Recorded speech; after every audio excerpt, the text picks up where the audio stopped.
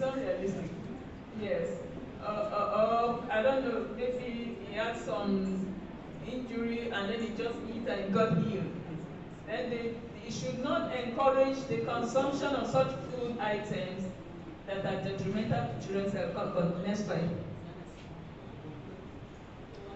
I'm sorry, we don't have much time, but I just think that the explanation is needed. Okay. Yeah, click.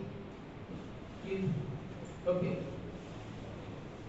List of ingredients for a product, except for single ingredient products. The list shall be declared on the label of the product. All the ingredients that we use to make the product shall be listed on the product. And they are going to be listed from the most plenteous down to the one of smallest quantity, according to predominance. From the one that is more than to the one that is least. Then where an ingredient is a product of two or more ingredients, such compound ingredients shall be declared. Okay, if as you list the ingredient, there is a particular ingredient that itself is made of other ingredients. So when you list to that one, you will say this one in bracket is made of blah blah blah blah blah. The sub ingredients, you will list them as well. Next slide. Okay, here, all of us here, there are some kind of food that different persons react to. Yes. And amongst these foods that people react to internationally, there is a standard list that food authorities have drawn up, that the world has agreed that this particular food, so in different parts of the world, when people eat them, they have hypersensitivity towards this food. They react a lot. Milk is one. Egg, different kinds of, yeah, people react to them. So they are allergens. So if you make a product and one or more of the ingredients is an allergen, you are going to declare it on the label. And examples of the allergens are listed: eggs and products made from eggs, peanuts, soya beans, milk and products made from milk, and other products that may be prescribed by NAFDA. Next, just click. So if you want to declare the presence of an allergy on your product label, this is an example. On your label, you're going to say allergy caution. Product contains milk, for example. Or allergy caution. Do not consume if you are allergic to fish.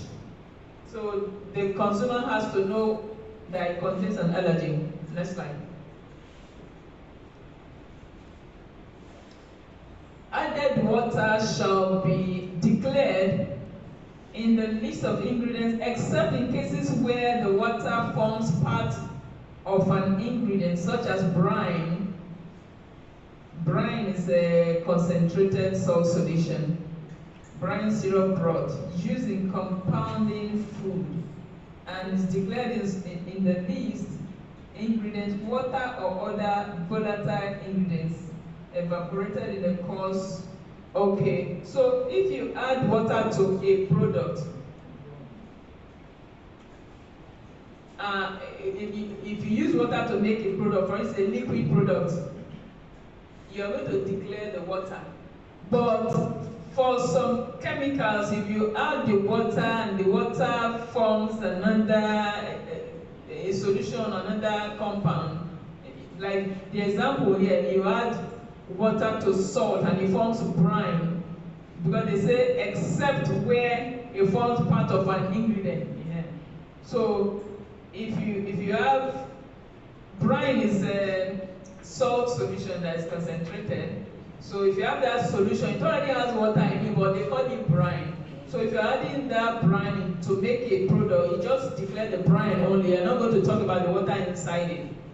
But for other products, you're going to declare the water. But by the way, these regulations, they are on NAFDAC website, all of them. There are about 30 gazetted regulations. They are on the website. They are for public consumption. Next slide. In a dehydrated or condensed food, which is intended to be reconstituted by addition of water, the ingredients may be listed in order or proportion by mass in the reconstituted product when prepared in accordance with the direction on the label. Okay.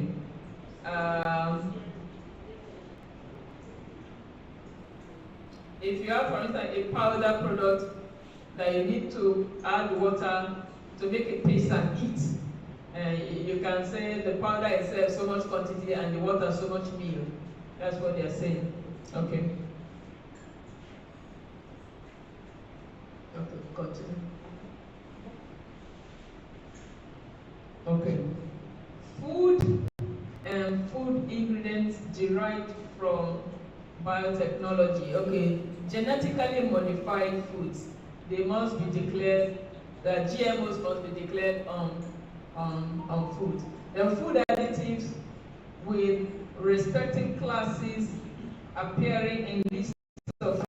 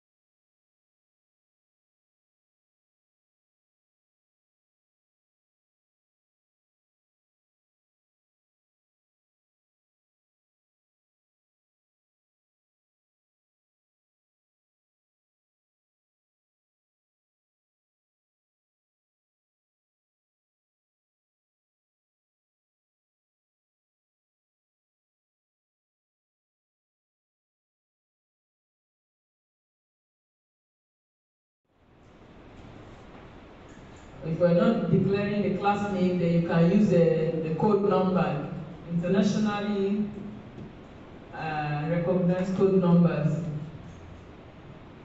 Okay, next slide. The classes of food additives as specified is talking about the same thing, flavors and flavors. You have to declare them. Next slide.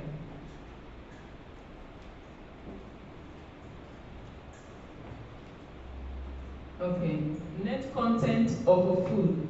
The average net content of the product shall be declared in metric system or international system of units. Liquid food or water shall be stated in volume. Solid food or ice shall be stated in weight or number or count where applicable, and semi-solid or viscous food shall be declared either in weight or volume. Next slide.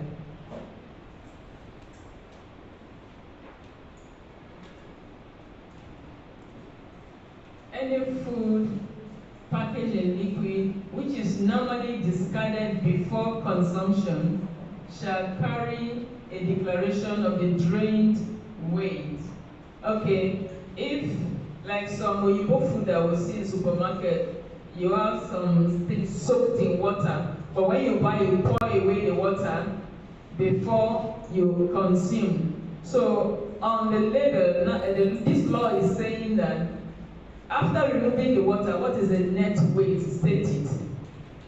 Then for multi-unit, okay, if you have an outer pack and inside it you have many packs inside, this second component is saying that you are going to, on the outer pack, you are going to say how many pieces are inside times each one is how many gram, then net weight, the total overall. Next slide. Let's look at this table. I don't know if people, can you zoom out a little? Is it possible to zoom out a little?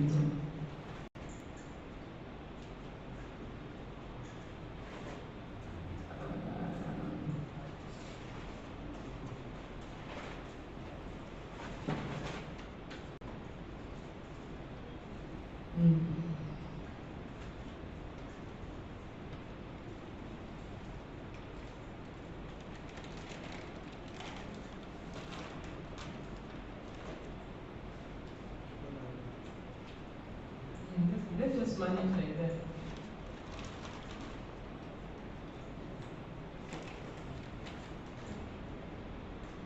But can anybody read from this table? Is it clear? We can't see it, right? I will just try to explain the one I can see. It's okay.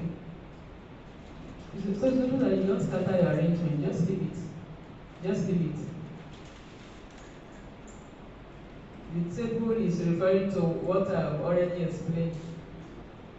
So the number one example is saying solid food. So an example of the net content at the extreme says net weight, for example, 50 grams. Then those other ones I can't really see, but we'll explain them. Let's just go. Okay.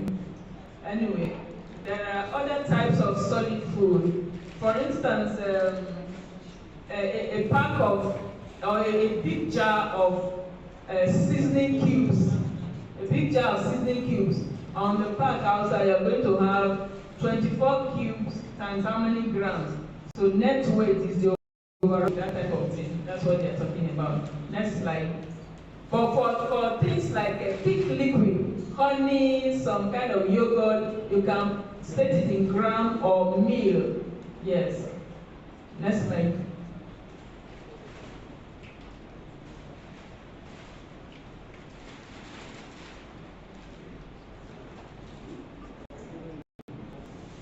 It's going back to where we've seen this slide before. Okay. The name and address of the manufacturer, a packer, a repacker, distributor, importer, exporter, or vendor of a prepackaged food shall be declared on the label.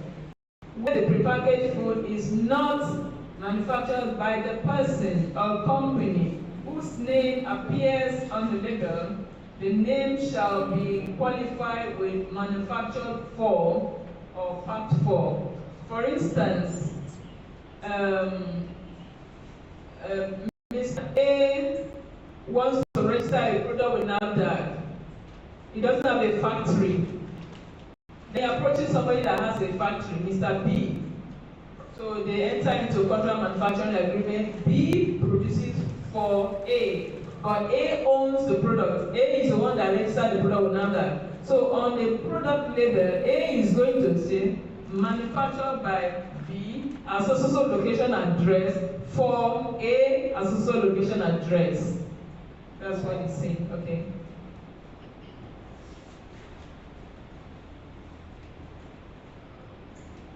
Okay, any statement that is on a label shall be clear, noticeable, and legible to the consumer, and it shall be of contrasting color. Then the information shall not be covered by any design or image or whatever. So, if for instance, your product label is gray in color and you're writing with black, the two will be entering each other. So the law is saying that if your background is yellow, for instance, you can write with blue, you can write with black, it will come out very well. But if it is yellow and you are now writing with orange, they will be resembling each other. So the law is saying there should be sharp contrast so that we can see. And then if any information you have written, it shall not be covered by any other thing, design or anything. Everything should have their space and should be visible clearly. Okay, click. The net content of the product shall be printed on the principal display panel. Click. For example, Sandra's roasted mixed nuts, net weight, something gram. So that's the net content. It's declared on that part. Next slide.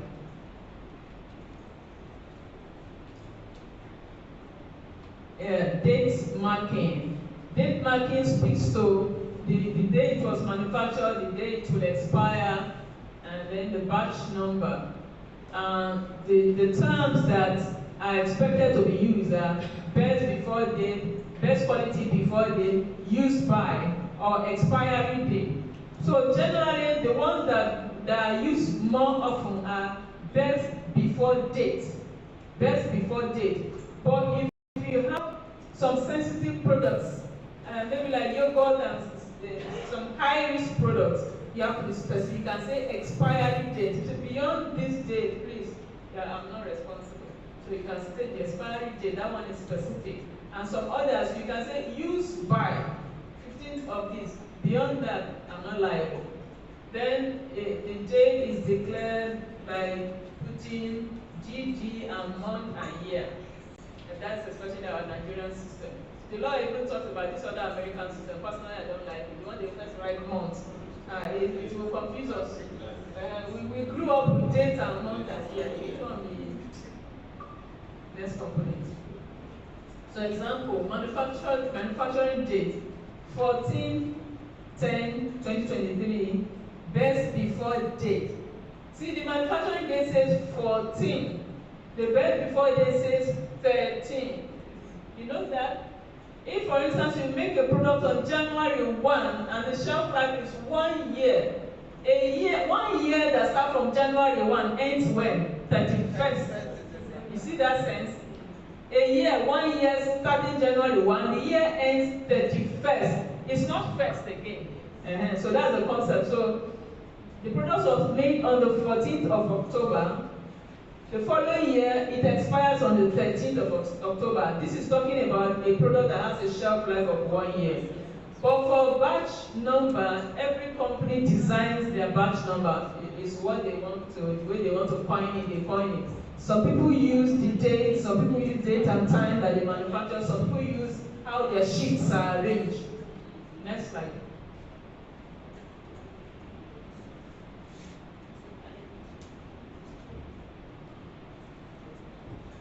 Okay, so in this new law now, before now, barcode was not included in the law, but in this newly launched law, barcode is now compulsory.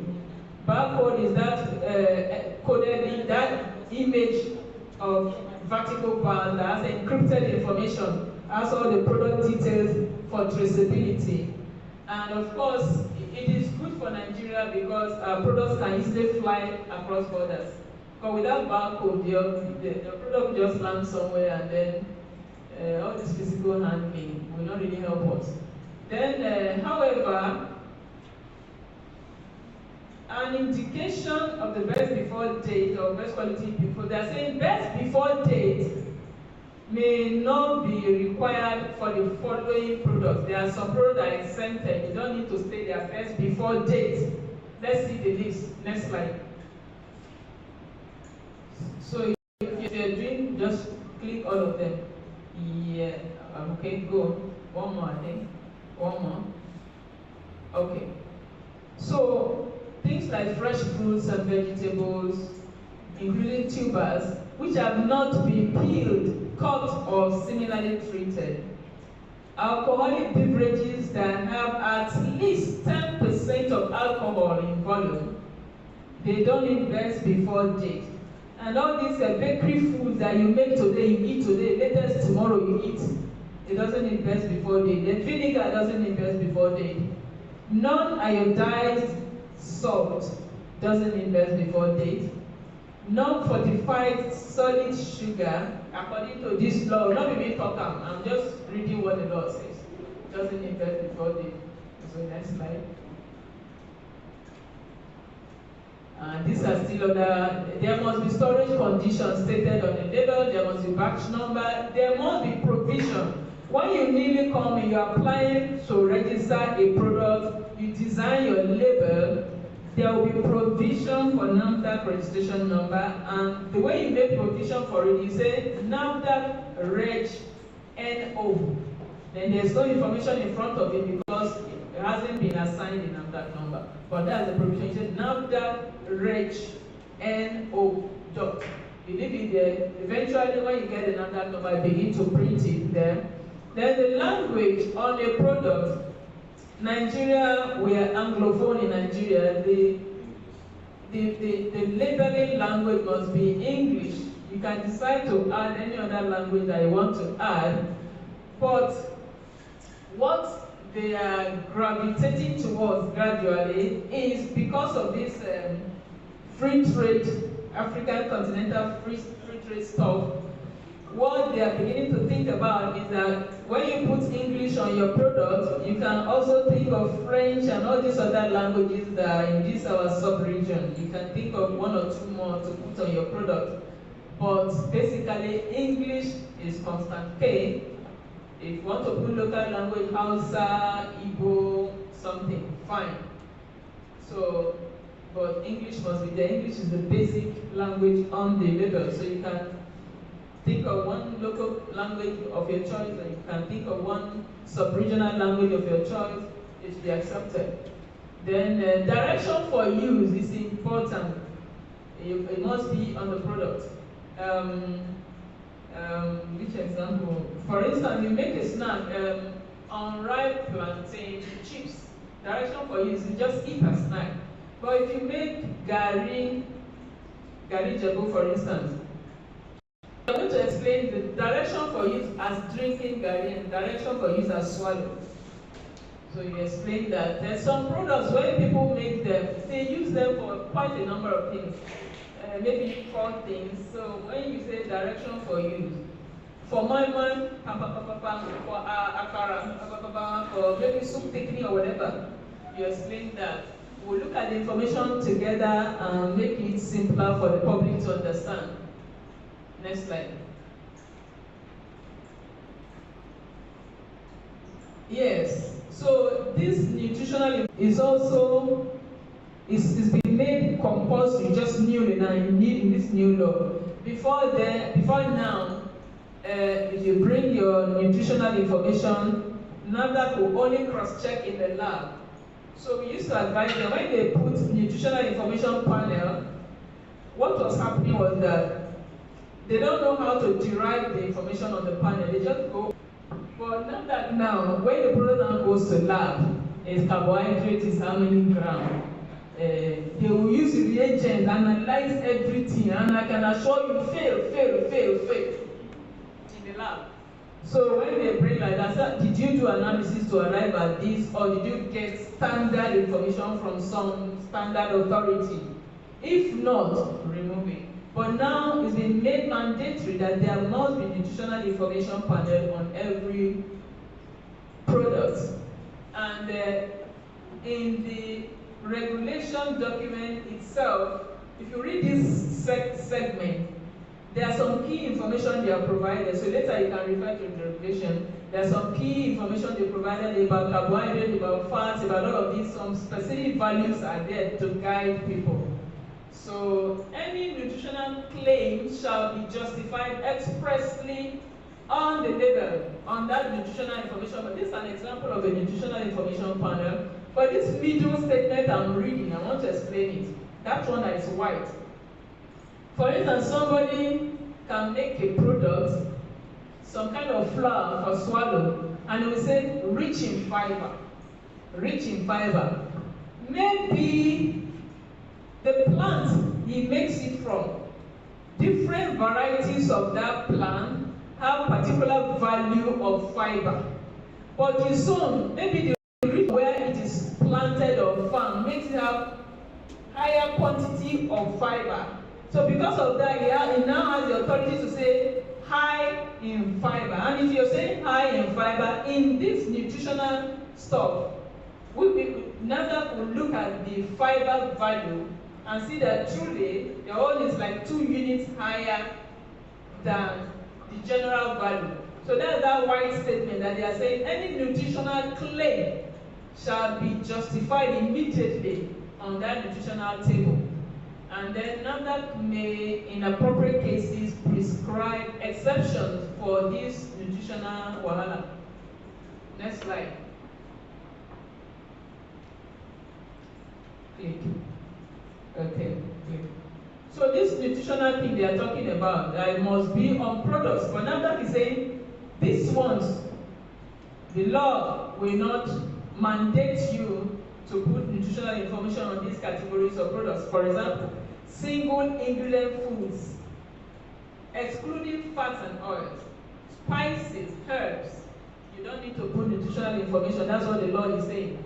Then some products that are packaged in small units, just tiny packs of products, some hotel kind of packs, where the largest surface area is less than 10 square centimeters. You don't need, where is the space you put the table of information set? Then some products that are nutritionally insignificant, you don't need to put that information on them. Then any other product that NAFDAC may decide to consider for exemption. Next slide. Where the labeling of a food places special emphasis on the presence of one or more valuable or characterizing ingredients, the percentage of the ingredient by mass shall be declared. Yes, when the product is claiming that that particular important ingredient is in this product, so they tell us what quantity is inside your product. When you say this my product is rich in one thing, you mention one thing, special thing that people want to hear. It contains it. Tell us the quantity of that thing that is in that product. Next slide. No, you skipped something. Because that statement has just click here, let's see. Because there is a twin brother to that statement. The first one I read says, if you claim this my product has that particular ingredient in high quantity, tell us the quantity. Then on the flip side, he said maybe there are some things that people don't want in product. It should be marked. This my product, in fact, the quantity of so and so is insignificant. Tell us, see how many milligrams. Tell us the quantity. That's the flip side of that. Then now this prohibition. A person shall not manufacture, import, export, distribute, advertise, display for sale, offer for sale, sell or use a prepackaged food unless it is labeled in accordance with the provisions of these regulations that we're talking about. Next slide. A person shall not manufacture, import, blah, blah, blah, a product whose expiry date has lapsed. The expiry date has passed, which expiry date or well before date has been obliterated or forged. A product whose label has been altered, obliterated, or removed. Next slide. We shall not make advertisement or claim or professional association endorsement on a food product unless it is authorized by another. Next slide. Yes, thank you very much for listening.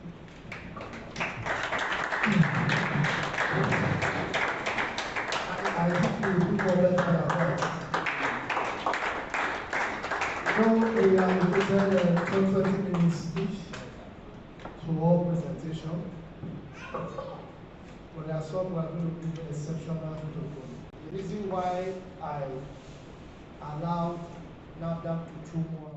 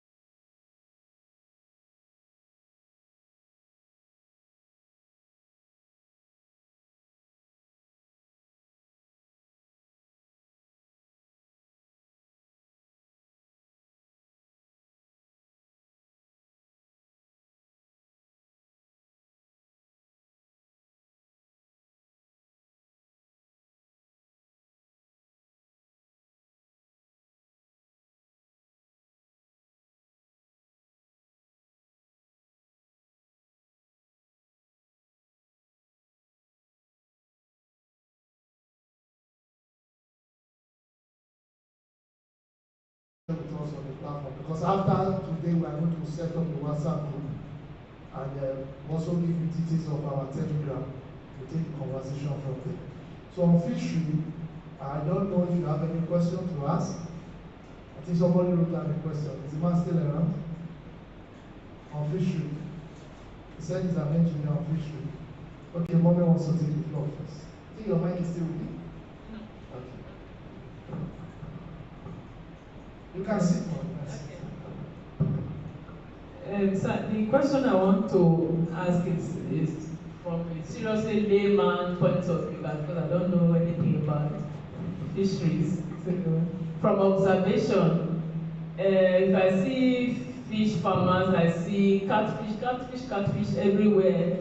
Is that the only thing that we do in Nigeria? Is it only catfish?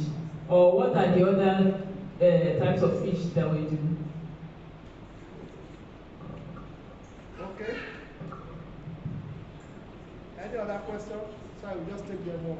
Let's take one more. You have? Out of fish? Question? Okay, there's one person. Okay. Good afternoon, sir. My name is Mohammed Issa. Please, may I know what the Ministry of Agriculture or the Fishery Department is doing about carrying the small-scale fishermen along? Because there are a series of them here in Abuja, scattered around. but we don't know what the ministry has for us. Like me, I've been a fish farmer for about a year now. I developed interest during one of the seminars.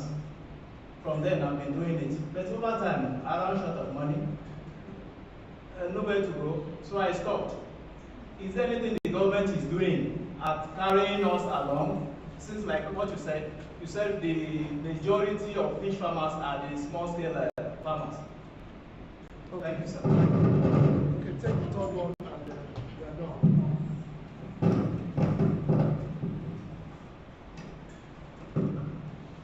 Thank you, sir. It's almost the same question. Okay. And I know you are a civil servant, so you can use yourself. My name is Daba. Though I was like, when he was talking, he was mentioning my state, so I was even interested to listen to hear what he's going to say about my state, so that when I retire, I will benefit from it. But he did not say anything concerning that, just mentioning the state. Just like what he said, as a civil servant, we have to have plan B. So when all this kind of things comes up, I used to put interest. Yes, I believe if people are listening to Bereket all the time, you will know this fish farming association there. So I belong to that association. But the problem is that it's not easy. Like the first day I attended, they gave us, I think, about 50 fingerlings to go and do our practical. So when they now gave me, I said, no, I don't have anywhere to go and practice this practical. He now said, Madam, do you live in a house? I said, yes. He said, do you have a backyard? I said, yes. He started asking me, I said, what? I don't have a space. I live just in a room, not even parlor. He said, do you have a toilet? I said, yes. He said, do you have a kitchen? I said, yes. He said, you don't have a problem. I said, fine. So what is the problem? He now asked one of his workers to go and bring this big basin. He started demonstrating that is what you are going to do. And to my surprise, I did what this man demonstrated. And within a tinkle of eye, these fish, they are so big. And to the extent that I was communicating with the fish, so the interest was there. I started, immediately I opened my door, the fish, they will know that I'm around. They will, just like human being, I was so shocked. I refused to even eat them because of the familiarity I'm having with them. Oh my God. So it's very interesting area of having an income. But the problem, you don't have space. How long am I going to continue to live with fish in my one-bedroom flat? How long? So if the government can help us, we that have interest, and I'm appealing to you, President, here, you can organize us, those that have interest, and build us up in a way that will be benefit. Thank you very much. Before I answer, we have land on daily basis. So basket of Caro, there's a cut before after Orozo. We have about 4-5 hectares there. It's just for us to inspect and see what can be done. Those are working.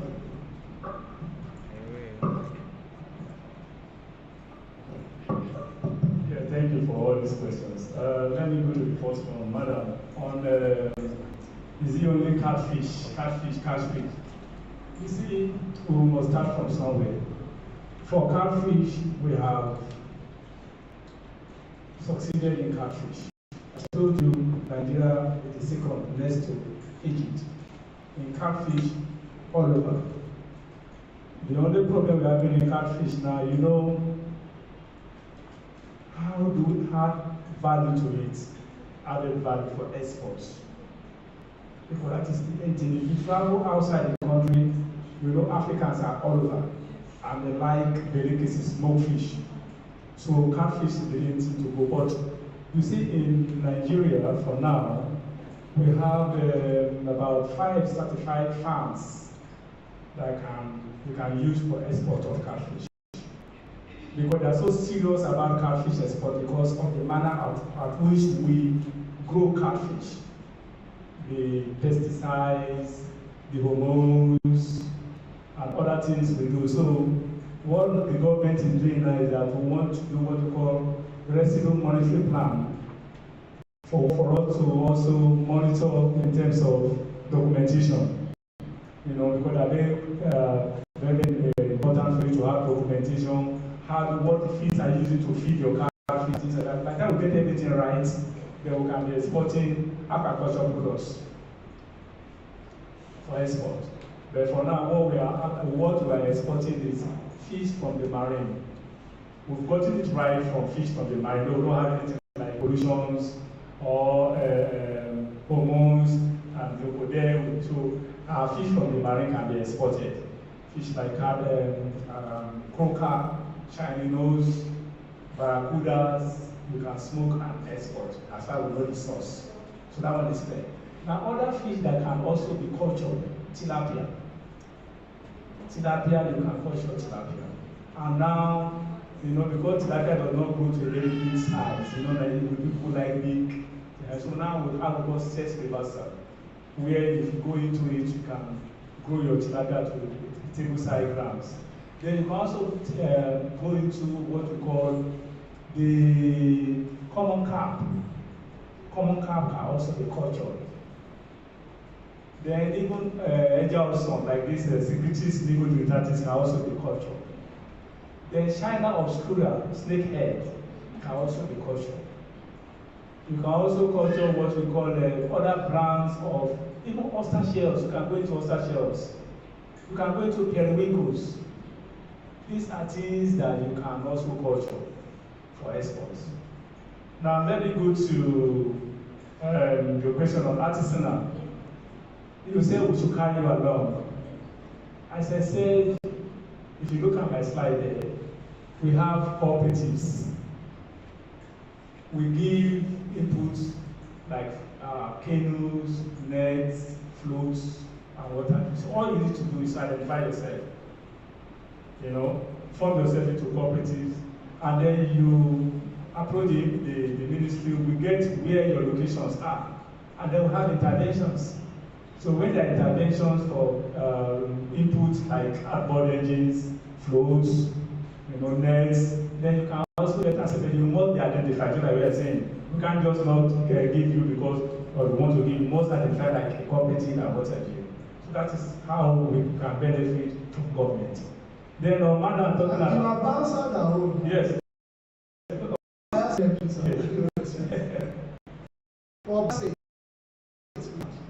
And we have targeted 4,000 hectares. Part of it will be on the water side. We want to work with the government on that aspect. Then we have one of the retired Major General, who is also now close to him, who is now the security chief of the governor of Bayelsa State. Like we mentioned, that civil servants from the various zones, so if you have been listening to us on radio, we stated the zones and the states should identify with us because we are all here like you say plan B for civil servants. It's not plan B, it's retirement plan. Use that word. The only way civil servant can contribute in Nigeria, I would say we want to connect, we have a mission to connect civil servants, whether on the military side. You see this morning that is here, she's a soldier, she's part of us now. We get them together, both on civil servant and paramilitary and other. We are from various states, so that we can scale up. And I can tell you, the Ministry of Agriculture will do their part. Yeah. In as far as there is life in us, and we are focused. The only thing we are asking God for and Allah for is that nothing should tamper with our intervention and our place and things to work with. And again, let me also add to what Madam is talking about. Look at what you say. Clusters. Yes, you're understanding. Clusters. You know, even me that I'm sitting down here, but to say agriculture is the thing to go. We have vast land, we have waters, and in my own house there, I breed.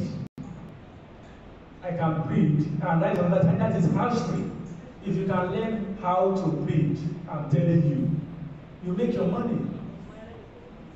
All you need to do, you have your tank, I told you, have your tanks, have your boost stock, and then from there you can do the artificial insemination as you know you do it. You male, you kill the male and then the female, and then you get your egg, and then you do the fertilization yourself, and within some days you hatch. And you know the eggs of fish are in billions. And if you can hatch and you know the techniques on for survival, you start selling your fries. And today I bet you know what I'm talking about. I'm going to hatchery. Some people hatch and sell, then for them good for those that want to stock, then those that want to buy for smoking and processing. It's a value chain. So it depends which one you want to kill to. But let's not promotion back the Lord.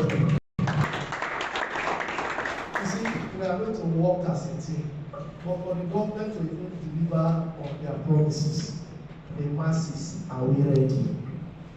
Yes. I would say make the Good Farm Initiative is something we promote. Yes. That's the way out. We are saying send us the message. Make sure that they are. There's something he said in their invitation. They are already having a skill, a concept of fish farm estate, right? All we just need to do is to integrate a section and carve that layout and they come out and activate it. There's 4 hectares here, not too far from you. Those of us who know we have 4 hectares. They brought it to us when they heard that Minister Wiki wants to look at that. So they will not look at that to do something on them. Thank you so much. Now, any question, you have question for our mommy from NAFDA, we quickly take that. And I know we have so many questions. Let me ask you some more. No, don't worry, no. I will give number 2. Let our mommy from Bank of Agriculture, let her ask a question first.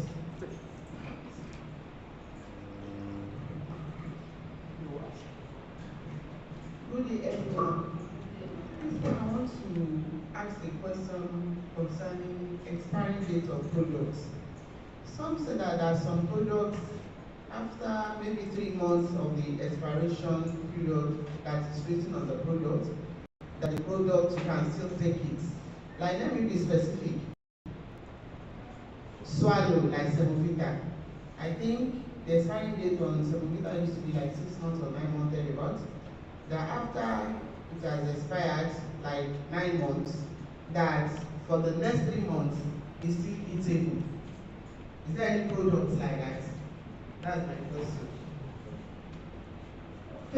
This question, we want to vote. We have a lot of people that wants to vote on it. Is it the same question? Okay, no problem. Let's start it. So I'm going to take Yes, madam. I want to understand because in your presentation on the regulation, you talked about 2 types. Like one, if you want to produce, even if you don't have the packaging, you can use somebody's herb. Now, in case maybe there is an infraction, who is liable for that offense? That's just my question. Okay, take the last one. Is there another person? Thank you, ma'am, for the second opportunity. I have a lot of questions that I want to Let's just take 2. Let's take just one. Just one. Just one. Okay, if it is Then drop the other ones in our Telegram. okay. Is it only the label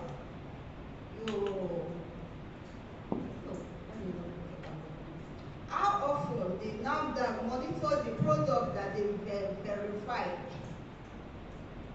How often to visit? Yes, they monitor those they are being licensed, verified, registered and all that. Yes, how often, because they can easily, maybe the first product. She understand.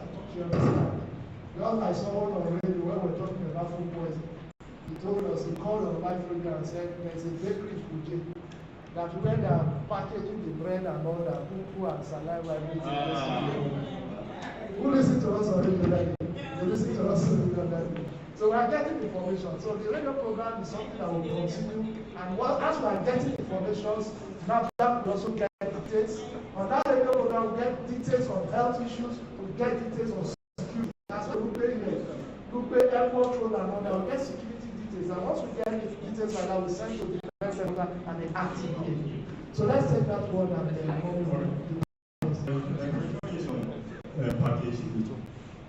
For instance, I have a product I want to package, maybe food. Can I use my company name boldly before the name of the food that I want to package? I don't know if it's possible. So, over to you.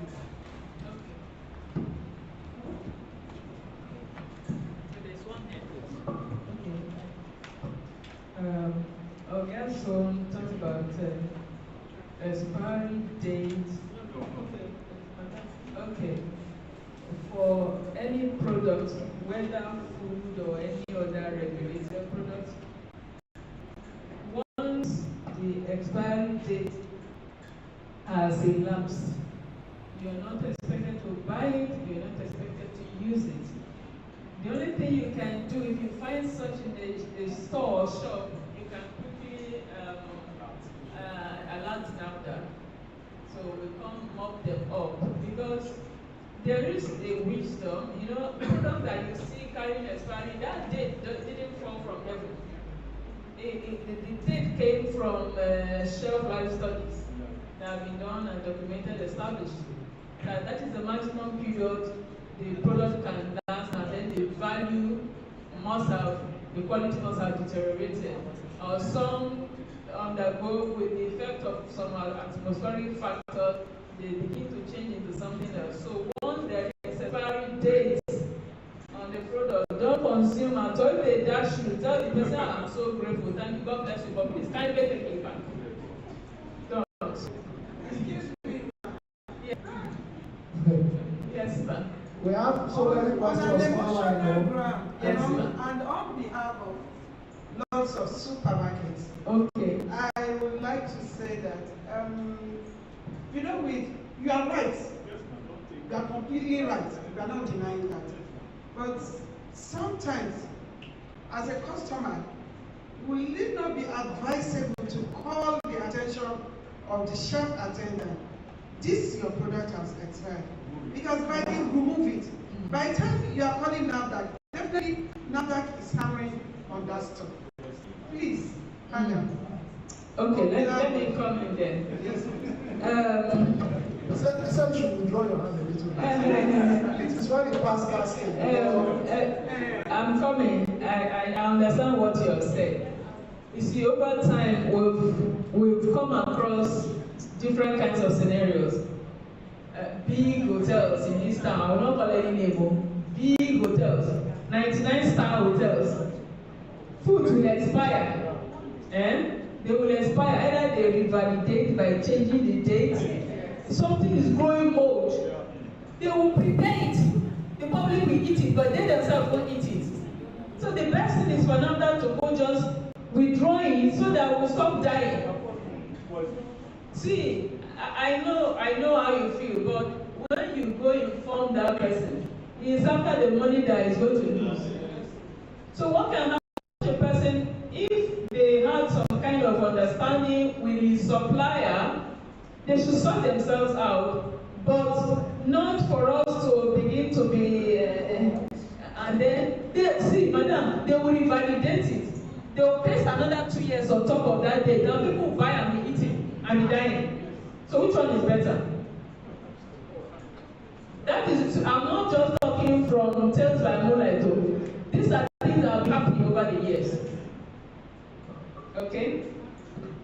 Then, Ogan asked about somebody wants to manufacture, it doesn't have the facility, right? Yes, there's provision for that. We call it contract manufacturing agreement. Whatever it is you want to manufacture, ranging from food, whatever, even drug, you identify the product you want to do, identify the manufacturer that has capacity to do that same product, approach them, enter into agreement with them, they will draw up the agreement. The agreement will be based on your TORs, the terms of reference, that are agreeable by both parties. So he manufactures for you. The product name belongs to you. The product belongs to you. You're following, sir? The product belongs to you. You're the one that would approach NAFDAC to register the product. They will register it in your company name, but the label they are going to say,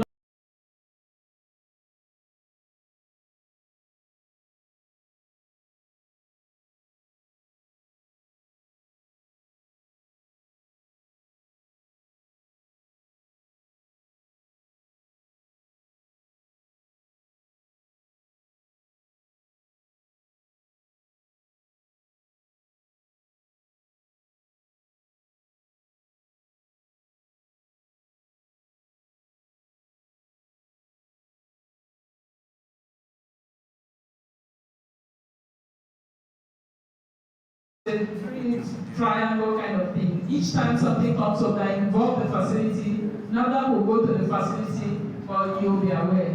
Now, if there is infraction, who is responsible? It depends on the nature. Depends on if you can give some specific examples, we can talk on that. But if, for instance, products, somebody buys the products and maybe the expiry date is still valid, but it sees spoilage. So the investigation will start from you. Where are you storing them? Are you the one storing them? Is it that you manufacture, it hands over to you? You have the storage facility. The investigation will start from there. We investigate there, and eventually we trace down to raw materials and the manufacturing process. So it is not a one jacket fits all situation. Let me have you. Yes, ma'am. I know you know Binka very well. Very well, ma'am. Yes, and her quality is she's very meticulous about the quality of her products, her output. Okay. I work with her. Okay. So, for instance, if I give Binka date powder to blend for me, yes, it is expected that powder should not have should not turn any form of liquid form or liquid state, because she's responsible for drying before the blending. So if peradventure anything happens, she will be responsible. No, that responsibility, ma'am. No, let me clarify something. Okay. In contract manufacturing agreement, Yes. you share the responsibility based on what you choose to have. You, the owner of the product, you that don't have the factory, you can decide to say, I will prepare the raw material, I will dry them, I will wash them, I will make them ready before I hand over for you to make the product for me. Or you might also agree and say, I will just buy the crude raw material from market and I give you. It depends on what you agree. So we can't stand here and say it is somebody's responsibility. It is what you brainstorm and agree on terms. Yes. To add to it, I'm the only young lawyer that is working for all my legal firms. The legal framework to protect your name and integrity, balance it. You know what you want. Yes. And state it Clearly. X. If X goes wrong, Very specific. if D goes south, Yes. at that point, you protect yourself. But what we are doing in QUEBEC is to see that we partner with existing integrated farms processing Africa. Like our rice mill is in Kevin, not owned by us. You understand? We have done our due diligence to ensure, and the terms are clear. So the essence of this meeting, when we invited NAFDAC and to specify our needs, and I thank God they choose this subject matter. We have so many products that are in package, not approved. They don't know their left and right to save us of those integrity. There are a lot of persons online who cannot take, but we will push them to you, and definitely go to NAFDAC website or their front desk, they will respond accordingly. So it's an advice to everyone. Make sure you get the legal terms. Let's not sure. Agree on what you really want to be held liable for. I want to go on to another question. Okay, I'm done with you. Okay, so the next question is how often do they check product after they have registered it, right? From Madam. Okay. There are about two directorates that have that responsibility. One is Food Safety Directorate. They do routine inspections, but because I don't work there, I don't belong there. It depends on, sometimes depends on logistics, and sometimes no government offices know how we are with the logistics, availability of this or that. So, but as much as possible after registration. NAFDAC is just one organization. With the staff strength now, I don't know whether 2000, 2005 or something, to cover the whole of the country. And products coming from all over the world, you understand? They will squeeze out the schedule, take care of local inspections and all this following up. And then there is another directorate called post-marketing surveillance. Those ones, they do surveillance to find out if some problem is happening with products. But the routine inspection is undertaken by the inspection directorate. They routinely go out to check products that have been registered, facilities that have registered products. But that level of routineness, it depends on, is determined by several factors. So I cannot say they go a monthly or weekly or two weekly, I cannot say here, but as much as possible, they do check that. Then my brother asked about company name. Company name, whether you can put it on products? Yes. Now, if you are thinking of putting a company name on a product, it is possible, but that means that you must have coined the company name to be acceptable in the eyes of the applicable law in NAFDAC. Are you following? You must have coined the company name in such a way that NAFDAC laws will accept that name. Then you apply that same company name to product. You can apply company name to product. It's possible. But what I advise is that when you are ready to start, you can come to my office and we look at the name you have. Because we don't a company name, so people can register anything as their company name. Our law doesn't cover the company name. But when you now bring that same name and you want to apply it to the product, our law begins to look at that name and we begin to scrutinize it today, or is seen like this, it cannot go, it can go. So if you come, we'll look at the name. If you haven't registered the company name yet, it's better. You come, I'm thinking of using this, then we'll look at it and help you fine-tune it so that you can apply it to both company and products. Thank you, sir. Let's give it I think it was a nice idea to have NAFDAC here live today. Let's give a round of applause to the team. And all the staff of NAFDAC as well. Now it will be unfair if we don't take questions from our team. It will be unfair. So I want to call on the North Central Maybe Program Coordinator. Sorry, I know your questions are much. I will just take only one. One to fishing, and one for NAFDAC. Good afternoon once again. I want to really appreciate my wonderful audience, this wonderful audience this afternoon again. I hope farmers in the house, I hope you are judging your question because we call this program interface. You see NAFDAC one-on-one, you see Bank of Agriculture one-on-one, you see Fishing one-on-one. Me, I never see them, but except people who have meeting in the office. It's a wonderful. My first question is, sir, what is this? We'll go to the fisherman, sir. What is your publicity strategy to inform farmers? Because most fish farmers are not adequately informed about your ministry, the intent program they have on ground. Because I can remember, like last year, I registered with one cooperative. Some people had said they want to be a fish farmer. I registered. They didn't as big as this slide. It's in the house. I use 5,000 to collect that certificate, but I will know that kind of stuff. If you ask somebody to know people experience here, it's like it's like that. So I wonder, what is your strategy of publicity? Because like a farmer, my crossing state might not be conscious of what is happening in the fishery department or to assist farming. What is your publicity strategy? And my second question is, you talk about aquaculture and inland fish farming. What's the differences? And my last question is from Renata.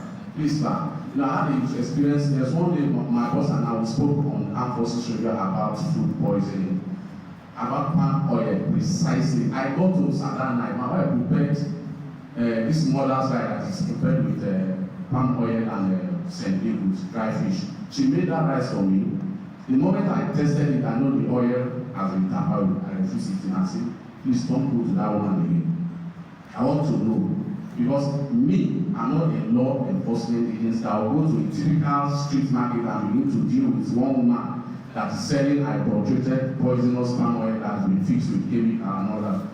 You, now that has that government power to enforce, what is your agency doing about that? Because palm oil in the streets, 80% of them are adulterated. What is your agency? Because I was discussing with my boss. They are supposed to have a monitoring team, a testing kit that will go to Massacre Market, Carol Market today and say, you madam, you that is working this oil, oga, bring your oil, no we test am. Whether it will pass this machine test, if you no pass, we'll carry you go, people wey the government will handle you, so that by doing that, it will deter people from following that trend of dealing with Nigerians. I rest my question for now. Thank you.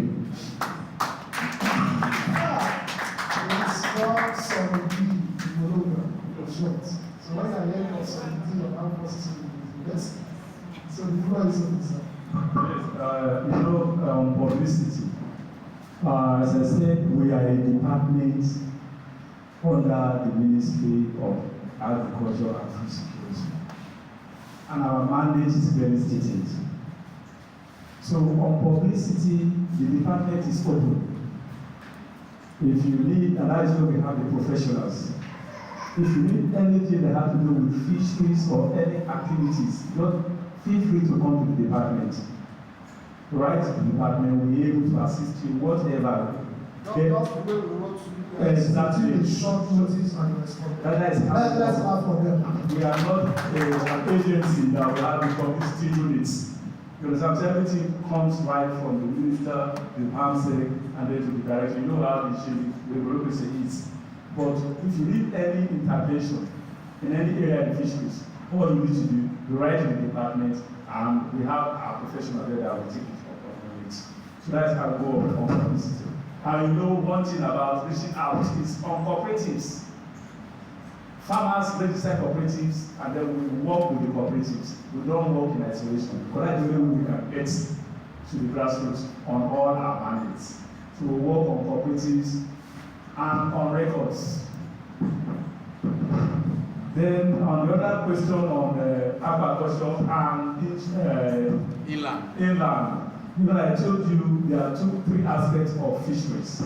Aquaculture is fish farming, and that one is like, just like Madam has said, it's an enclosed environment you can do aquaculture. And you can also link aquaculture a bit outside your confinement into like rivers, into lakes. You can do aquaculture into lakes like aquaculture. You can go aquaculture into the brackish water like shrimp farming. You can do aquaculture on shrimp farming aspect. Then you can go aquaculture a bit deeper. There is a limit you could do aquaculture if you want to do it. You can do it into rivers, into lakes. But you want to talk about inland fisheries, and you are not talking about aquaculture now, you are talking about cattle fisheries now. And that is where the artisanal fisheries come into play. So there are two aspects of fisheries. We have the aquaculture aspect, it's not cattle fisheries. You are doing that within your own, yes, you have control over it. Then when you now come to inland fisheries, that one is now, you don't really have, you have control over it because you are not talking about. Like status of every work. Yes, take away your fish away. Then you now talk about the industrial fisheries. where we have motorized vessels now, using vessels to catch fish. That is a bigger aspect. But for the level that we are now, we are not going to industrial fisheries. We are only focusing on aquaculture and then small of inland aquaculture fish farming and also artisanal. So at this forum that we are here, let's focus on two aspects: aquaculture and artisanal small-scale fisheries, which will benefit us. But we are talking about industrial that are going to the ocean now, using big vessels to catch fish. That one is not our concern here. Our concern is aquaculture and inland fisheries, river that you have small control over. That's where we should take it up now. Thank you, sir. I'm sure we are going to meet up with the time. Okay, please, let's have the one for. Now, I'm sorry, that's the MD of Trauma Tractors and Agricultural Machines. Let's welcome him together. He's going to be telling us how they are training Nigerian youths on how to operate tractor and some other things like that. So, sir, just make it brief. Your question, make it brief. Oh, okay. Because that's be a follow-up question on the food poisoning expiry date for. Now, witness, because the good thing about not that being here, because they're dealing with very practical situations. So I want to be very practical. Now, I've witnessed a situation where an entire family of 7 or so got processed food. They had it. The whole family, got food poisoning. In fact, you get one. And we checked the products.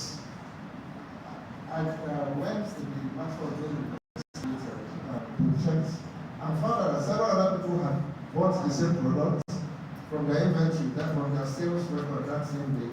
And this only happened to this particular family. And the product expiry date was very due. So how, when we talk about expiry and all of that, there are also very important cases in between that lead to have the same effects as in the cases for expiry, the food poisoning from expiry. So how does NAFDAC address those kind of issues? And should that happen, how does that, not speaking from the layman perspective, from a consumer perspective now, how do I now go about it? Yes. Okay. Okay, thank you very much. Before I take your question, you asked the question about palm oil. The issue about palm oil, that over the years, NAFDAC has had to do a lot of work on palm oil, not only palm oil, vegetable oil, because for vegetable oil, they were adding tallow, animal fat. Palm oil, Sudan 4, azo dye, from dollar period time. They've done seizures all over the north, south, east, west, they've done and done and done. But, human beings are difficult to control. You do your own to a certain level, they will see, okay, she number has come down soon, you want to start again. I think that is what is happening. And the scale that you might be seeing, maybe I would say is minimal. But we are all not that eyes. Anything we see, even the website has a provision for us to be able to lay complaint, and every complaint that comes in will be addressed. So, but the major work on palm oil and vegetable oil has been going on. And in fact, there was a time we were working with development partners, UNICEF and others. We will go all over the country. Now that work, sometimes it's not easy. You see people, the same unrepentant persons. There were times that as you go, you did something on that street, as you're just driving up, they don't go. They are back. No, it's true. No, you are saying it's true, they are back. And will you kill yourself? You can only just continue to just do your best. That's how it goes. Then my last question. Over the years, there have been incidents of families dying from some meal they took. And immediately NAFDAC will take samples, do investigation. Some have been due to food poisoning, pesticide residue, pesticide poisoning. Maybe they have not applied the pesticide well or too much concentration or something. Some have been due to pesticide. Then sometimes, it's just like when you have drug interaction. Some things happen due to interaction of something, maybe something they have taken before, is interacting with another thing that is coming into the system. So some require investigation, chains of investigation from this aspect to the other aspect before eventually they can arrive at something. But of all those cases that have come up, NAFDAC has worked on them, and some have been, in those days, some have been pesticide poison on beans, some have been pesticide poison on something. I've taken part in some like that. There was one that the entire family died. I mean, more than oneself. They just eat something, and by the morning, they are foaming in the mouth, they roll from the bed down to the floor, everybody is gone. And we'll go and take samples of everything we see in the house, begin to do investigation until eventually, for some, usually farm produce that are contaminated from maybe pesticide. Following that, we will now do enlightenment, train and retrain, and grassroots sensitization. Those are the measures that we apply, so that they will know how to, and then we'll do some kind of posters and place them here and there, let them know how to apply pesticide. So those are the kind of measures that we've been taking over the years. Thank you so much. Let's have another. In summary, this food poisoning of a thing, the human factor is a problem in all sectors. But we must wake up, because what we eat can kill you. It's very key. So everyone that is watching us should do the right thing. We will not go farm and stop saying it. Once we step our feet into any farm, any market, and we see something, we will cry out. It's the gospel truth in a very mature way. You understand?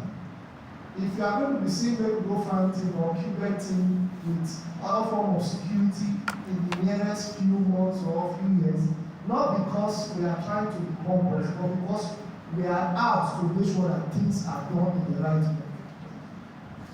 As our farms, as we are coming up, I don't think any youth will invade any farm, because we are young and we are saying what we are talking about, it concerns you. So let's applaud NAFDAC and the agriculture for the region. So we are going to say, listen to Bank of Agriculture now. And I want for us to apologize to them, because every one of us came late. NAFDAC was the first person who brought in. Agriculture followed, Bank of Agriculture followed. So please, in our next edition, that might be coming up in December, let's go on time and get on. So join me to welcome the manager of Bank of Agriculture, okay, Jackie, PowerPoint presentation. Okay, good morning, Mike. So, like, Odogu is not here. You know, those of you listening to us on Apple system, Odogu will say, carry your paper, carry your Bible, write something down, because Naamala Shimata will want to land or we access funds. And for us to really go into agriculture, we need capital. And how do we get this capital? It's either by donation from friends and family, borrowing, lending, through shares and bonds. And we are saying here that this bank provides facility for less privilege. If you want to go to conventional banks today, they cannot give you single-digit interest on lending. And even when they are telling you it's 10%, there are some hidden charges that you don't know. And their interest is on compound interest. They work on compound interest. And that means that even when you are paying, if you default, your interest is skyrocketing, and you might not even be able to meet up. But one thing about Bank of Agriculture, if you pay as at when due, you pay less. If you are supposed to pay interest of 90,000 for maybe 2 million, and the loan tenure is 1 year, you might end up paying 80,000 as your interest. So if you pay as at 20, your interest reduces because we operate on reducing methods, not compound interest rates. That's one of our mandates. Another one is accepting of savings deposit from customer and the repayment of same with accrued interest. We inculcate banking habits into our customers. Like, farmers, we believe that they are the grandchildren, but it's not the same today. We have recognized farmers that runs into billions. But let's start from the little way. Farmers will say they don't even have money to save.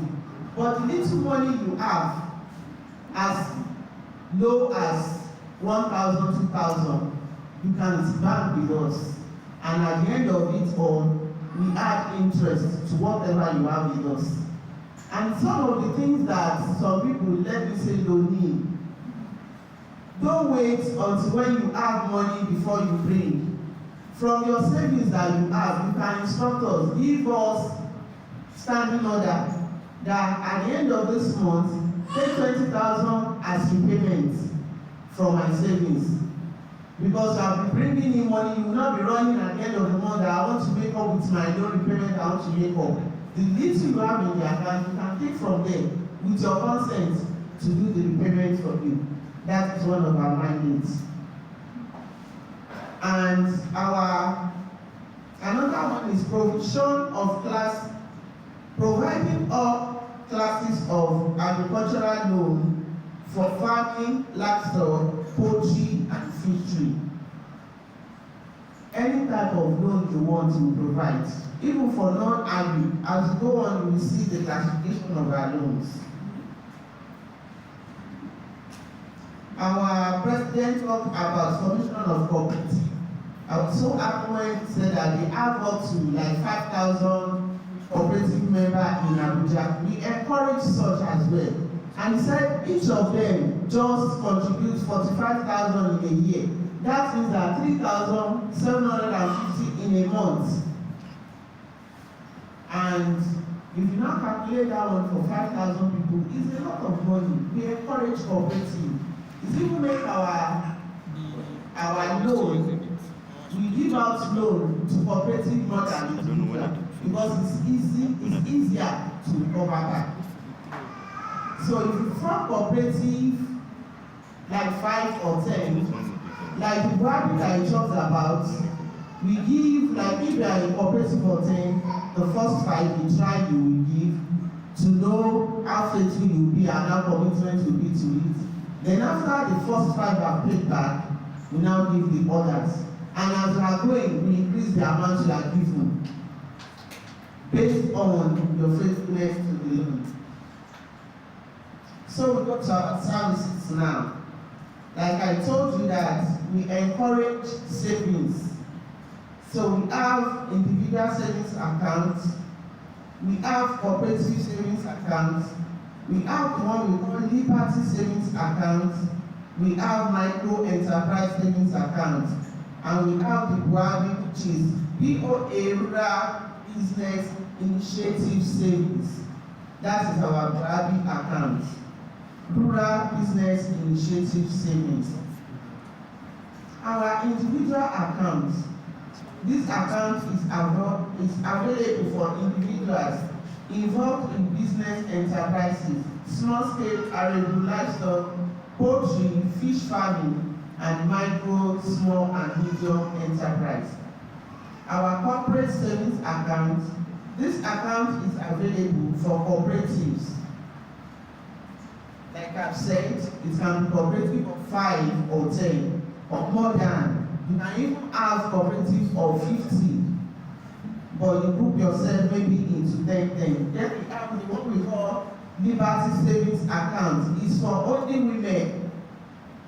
These targets are available for individual women, women cooperative, and women entrepreneurs who are involved in farming, agro-allied business, and retail trading. That means even the non-agri sector can benefit from our loan.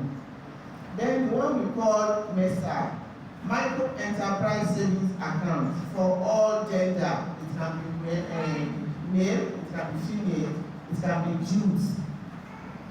Then the QUEBEC that I've talked about before, BOA, Rural Business Initiative Savings.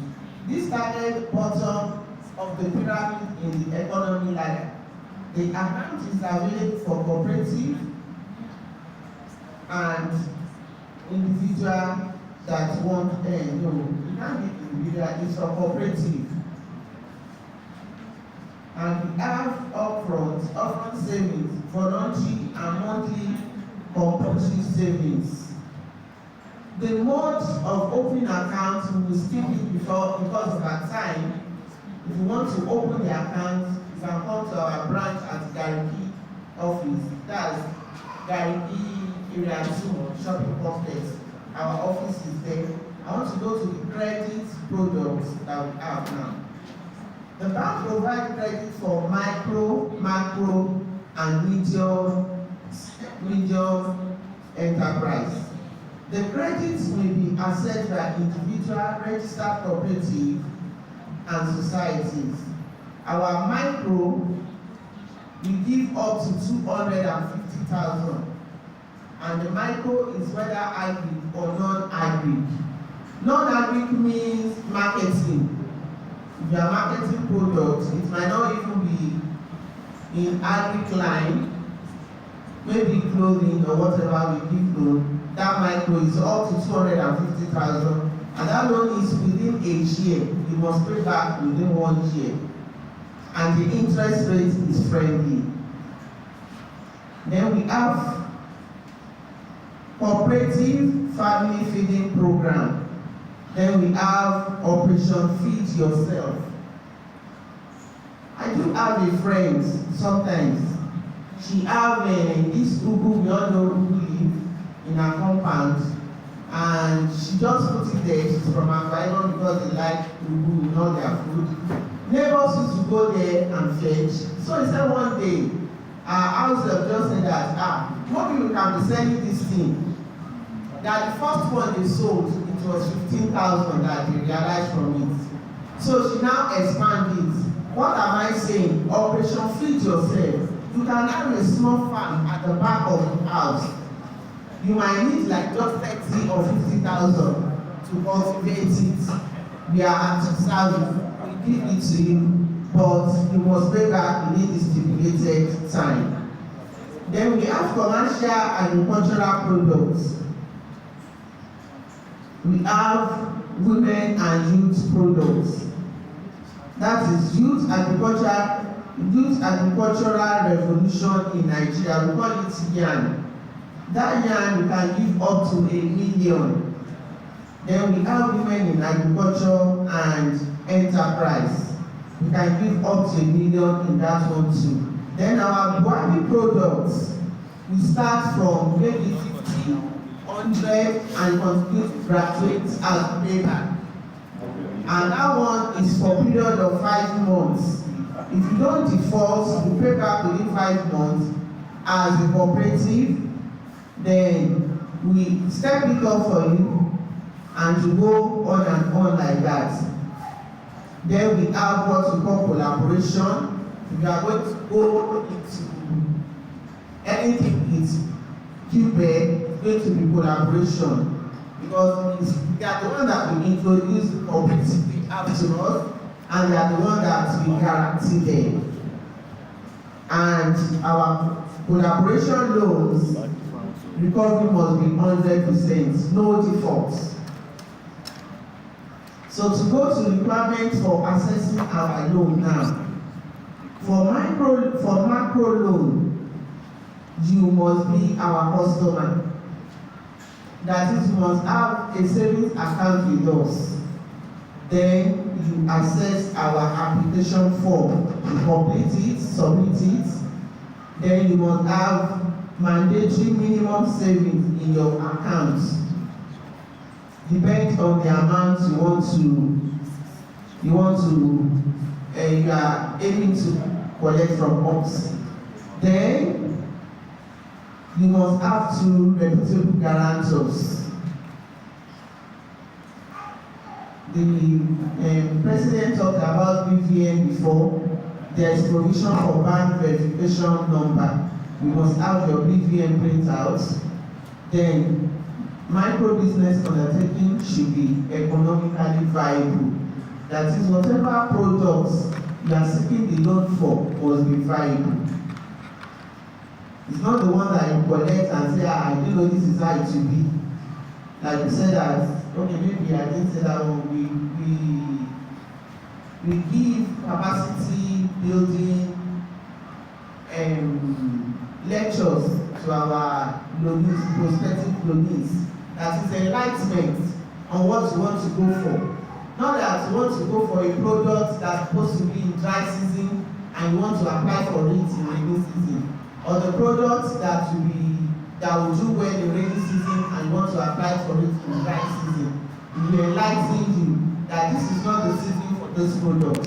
It will not fly. Then our small, medium, and large enterprise loan. You still have to complete our loan form. You have your BVN. There must be feasibility study, business plan for the proposed project. Then for our corporates, you will still fill our loan application form. You need the feasibility study report, business plan for the proposed project. Then the board resolution authorizing the company to borrow from BOA. I think it's QUEBEC that will do that one. If you are coming in under the umbrella of QUEBEC, we will need their certificate of registration, their audited financial statement for the last 3 years, then their BVN verification number. So the other one is requirements for opening of account, which I may not want to go into it. If you really want to open an account with us, I say you should visit us in our office and then continue. Thank you.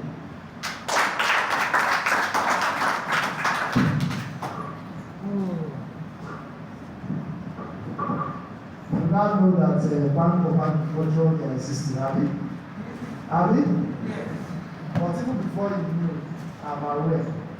That's why I took my time for going to 2 to 3 years to ask them jam question. What is going on? What is happening? And I now notice that they are not the problem. It's me and you that is the problem. I know if I say let's take questions, I will not give them. I know. So we only take 3 questions. I will not record it.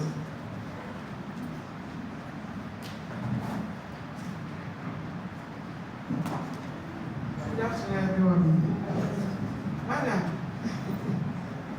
well, in my mind, I'm happy that another woman has left.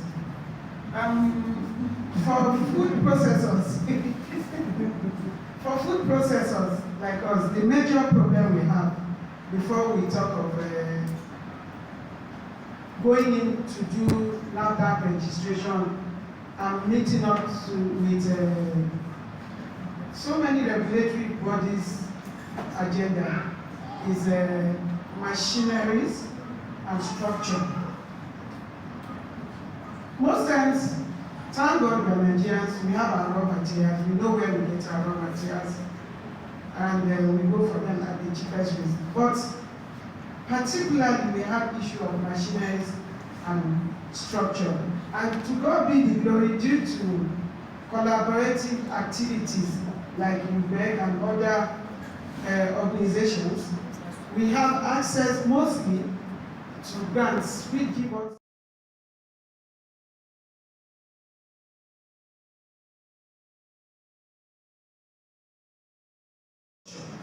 because they are mostly expensive. What does Bank of Agriculture has for us in terms of structure for food processors like us? Really, Bank of Industry is taking care of all the answer you, so that nonsense Bank of Agriculture, their primary assignment is primary agriculture. Anything processing. We don't processing now. But machinery and structure. Machinery and structure. We don't do it. But I'm not still wrong. Yes. So now that of recent, let me just be frank with you. Of recent, I noticed that the bank has added more products because they need to take their end boxes. Like my deliberations with Bank of Industry, I had meeting. That meeting was supposed to last for 30 minutes. That meeting lasted for 2 hours, 30 minutes. Reason is because when you are saying what is happening and they are seeing the truth, you have no choice, you listen more. The same thing with the Federal Ministry of Trade and Investment. They book us for 30 minutes at the funny part is that day, the generator went off. But in the office, I told them, carry our router, carry my laptop, carry everything, because today that day. So it was our Wi-Fi. I said, all of you have phone, free data. We finished in my bag now. So, you see, the issue here is this. We have a lot of processing machines that are financed, mills that are down because of raw materials, point one. Point two, the farmers, they are even worse than politicians, some of them. Let's be realistic. They don't say I know they bend down, but when we go farm and they talk hands. You understand? So part of our research, what we have done is that thing that will make a farmer and tell us that now only for a community now, Boko Haram, they will ask, Boko Haram, you know, say, civil servant, if they want to do their job, their life first, don't blame them. Like I have a woman that is a big time director at accounts. Recently, there was when President Bola Ahmed Tinubu came in, there was an expression they had to go on power projects. So they asked her to go to my state Delta. I ensured I was one that arranged for her flight, arranged for the hotel she would stay, told her this area, don't cross the line. Because we still need you to help us on the system. So there are a lot of issues that you cannot really blame some of these banks. All we just need to do our part and make things work. So Bank of Agriculture have their primary assignments. Bank of Industry have their own. The problem is this: Bank of Agriculture and Bank of Industry needs to come together in a point, and I will explain. Every of these banks are government-regulated institutions. And at the point that the National Assembly was approving their bills and before it was signed, the certain bailout structure that was not put in place. For example, Bank of Industry has financed a lot of cassava processing plants. Now you get to my point now. Now they are all down because of lack of raw materials. Secondly, indebtedness. People buy their products and will not pay. Our politicians are doing like that. Like the rice mill in Kefi was financed by Bank of Industry. They were producing very well, but what happened because of COVID then they have some politicians that they supplied bags of rice to. Civil servant cooperative too, they are not still exempted on this. They will buy rice from you before they will pay you in August next year. What happens to it? That is where refinancing has to what come. So what I think speak on the full session. So what I told them was that there must be a bailout fund. Because if you leave those processing plants for long, you need to spend more money for overhauling. So why don't we provide a bailout fund? Are you getting it now? And that's why they see that our cassava project is very ambiguous. It's 1.5 billion. We are trying to raise it billion. And once we get that done, you will see the kind of how cassava will be in the market in that sense. Flour mill alone cannot even satisfy the need of cassava flour and starch. So if we start with a machine that is locally fabricated and don't want to expand, because it's a problem. Secondly, if we cannot have minimum of 400 hectares of cassava farm on our own, then the business is as dead. They'll start telling them stories. So over to you, man. What is 60 say something about answer? Actually, you've answered. Thank you. There are two things you don't do. You don't give startup capital. You must have existing business before we give you. That is part of your contribution. Then we don't give a loan for machines or for structure. We expected our intended loanee to have those funds on grant. We give them capital to finance their products. Thank you. Automatically wrong. Yeah. See, primary agriculture work on so many things. Now, if we really want to get the benefit of the bank, there's something we have put in place. Are you getting it now? See, let me tell you, let's not be sentimental. Nigerians need to wake up and see that the federal government will structure and finance Bank of Agriculture, because gradually Bank of Agriculture is gradually losing their position with a lot of agencies that are coming up. We have what we call the National Agricultural Fund. You are aware now? I will not mention the person's name that is the executive secretary. It's not part of those who formulated that policy, who sold the idea. It's a copyright. That means the word copyright from the United States Agricultural Fund Development. US government did that to make sure that every section in agriculture is well funded. So you put people who have served in Bank of Agriculture or Ministry of Agriculture for years, who have tackled these issues to manage such structures. So we keep talking. It's only you and I that can tell the government, please, these things are good, but these are the areas you need to do. One of the challenges they are having, which anytime we are going to the MD and their headquarters in Kaduna, we will say it. We will also say it to the Honorable Minister, let them make your online banking fully activated and all these issues will be solved. That's why Nigerians feel that Bank of Agriculture is not effective. Because one, it's also an opportunity bank for your customers to hold your funds. They will give you stories. And you know, I transferred through one POS and the thing did not draw, chemical, and all that. Is that not what you're experiencing? Exactly. So I have a question for them and they have the questions I'm going to Mommy, can I sit there one more? Mommy, can I sit there one more? Ma, can I sit there one more? No problem. Okay, good. Let's have the mic, please. Okay. I want to thank God for this opportunity. Regarding Bank of Agriculture, they've been wonderful, but even though people like us have been into farming, we've not really seen their impact. I remember one of those times I came to Abuja from Zaria. I started processing from Zaria, but nothing happened. So when I came to this area, one of these agri shows here, I saw their stand. I was asked to come over to Garki, which I went. I was like trying to expand my little poultry farm, but it was very, very difficult. At the point I was being asked for collateral that I could not get. So I had to ask the man, if I had such collateral, would I come ask you for me? He was like, oh, nobody gives money without security. I was like, we are farmers. But then, as you were talking about your facility, you never talked about security. Like, do I need collateral to come get facility from you?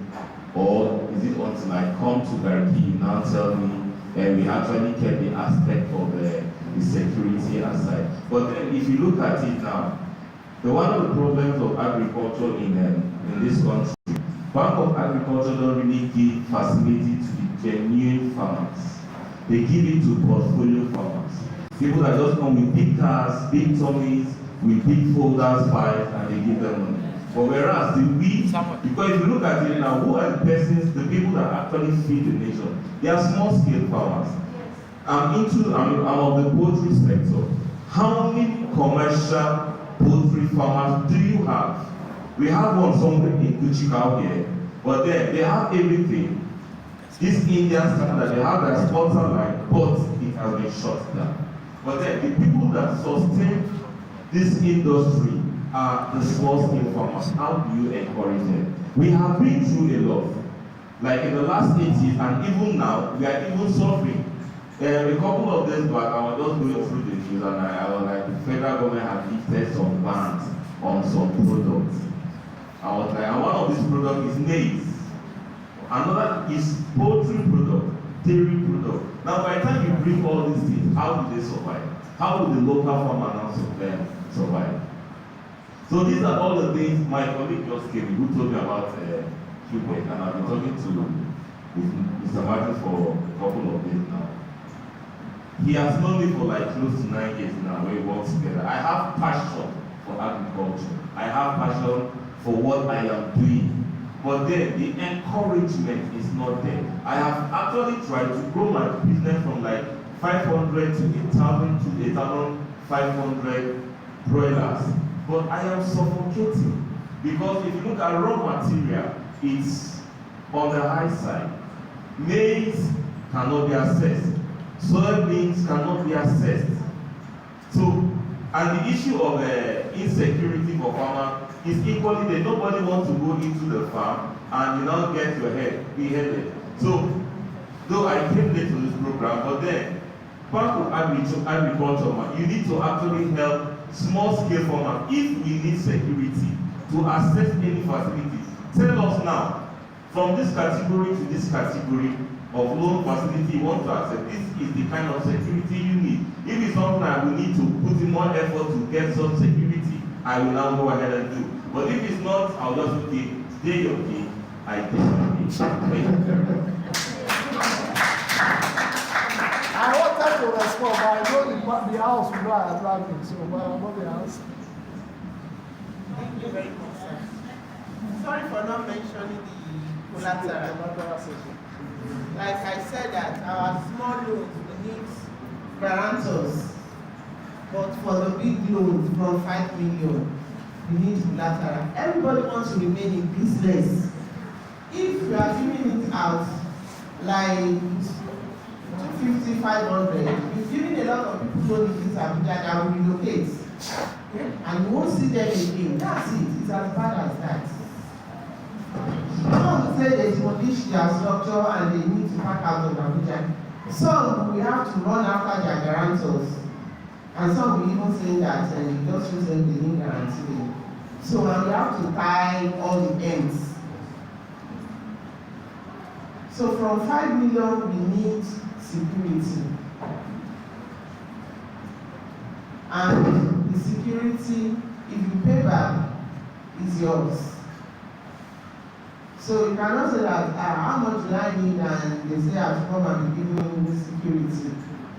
You have to tie it. If you didn't pay back, I didn't pray you won't be able to pay back. The option is, Thank you. We have to be in business as well.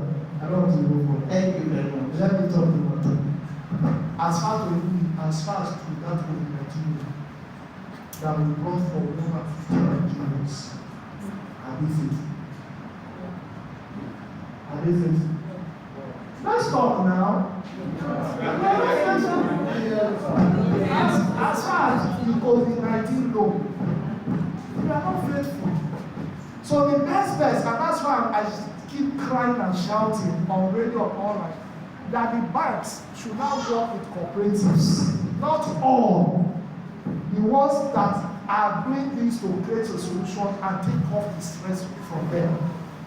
Even commercial banks now are finding it difficult to give out loans.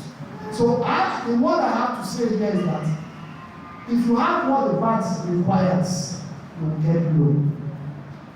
And let's do it with a positive mindset. But the best way and the fast way to identify is the cooperative. And let that cooperative leadership division. The net division be there. We registered a cooperative in 2021. It started like a play. Virtually everybody that was here for that meeting, I financed them to come for the cooperative just to share ideas. The startup loan to make them know that this is doable was attainable without a collateral, security and all that. But 80% before. So the issue here is once we are sincere in what we are doing, we form ourselves as a group to now deal with you when things are not going the way they ought to. Can I show you, man? It is very clear that people, they don't read documents when it comes to the yes. I will say it the way it is. And that's why when my son happened to last bank, they went to report me then that I'm doing something illegal, I'm doing this, I'm doing that, I laughed. 1 hour was held on phone by audit department. I can't forget that day. I was in the way I was extended by. Because why? The set of people are not willing to oblige and do what is obtainable by membership rule. Because the law we brought was certain percent was meant to be the cooperative, which is your money. The little we were able to assess, that is the story, that is the evidence we are seeing today. Because they don't want to do the right thing, they tell us as somebody who is trying to do the other way around. Within 1 hour, that's why you need to be ready for anything. I was mandated within 1 hour to submit all our KYC documents to members. After sending it, it took me 8 months to get that done with an equal team. After sending it, the bank relaxed. And when I came back to Abuja, I demanded for that auditor in that headquarters in Nigeria. I can't see that message today. So do the right thing and this will work out. And that is why you see our letter asking for a credit line of 500 million. I did not go for that. Because we want to restructure and make sure the right people get the money from Bank of Agriculture, use it for the purpose, and we get results. I think I'm able to answer all our questions the way it is. Sincerity is it. If you want money, they will give you money. But let's be sincere and follow the leader policy. There are certain requirements you cannot get it usually, but as a cooperative, if you work together, you can get it. Especially the collateral, right? Maybe you want 500 million. You should know the percentage of the value of the property. As a cooperative, you work together, achieve it. The bank goes through, look at your internal audit report and all that statement of affairs, and they will grant you good loan. It now comes to you and your leaders. So seeking the money will go to who it's supposed to go to. I think we'll draw the curtain for that. Let's give them a round of applause. We invited them just within a week. Okay? You see, I've answered it. It's almost answered. Okay, go ahead, give me the mic. Thank you very much.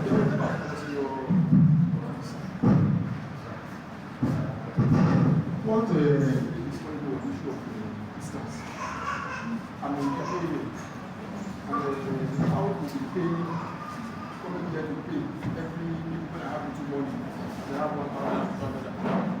So, how, now that this has come up, what's the possibility of can there be your POS or 200 banks? Yes. Then, the second question, how long can we save before we do access? If it is a micro loan, it is 3 months. For you to save, maybe when you finish, you can see when you want. You have a card that you can use on the gift you, I can send it. Any other person? Let's make it brief. Okay. The question here is that if eventually the loan is being given to a farmer, maybe through yes, will the bank like go with the farmer on site, put him through like till he harvests his crop and then take it to the market for sale? I don't know if you can do that. Let me help you, Lord. I want to help you. I should help you.